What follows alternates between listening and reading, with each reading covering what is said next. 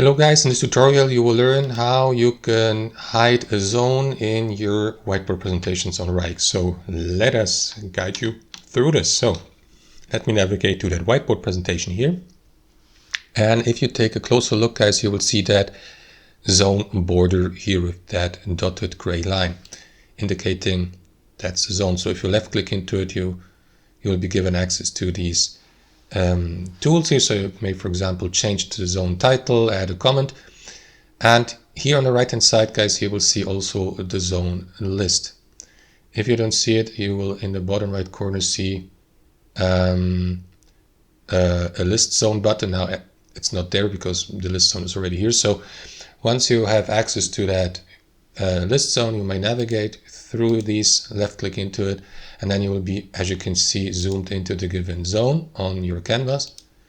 So to hide the given zone, what you want to do is left click into it and then choose hide zone here, or you may click into these three dots here in the list and select hide zones. You can also hide all zones, and as you can see now, the given zone is hidden.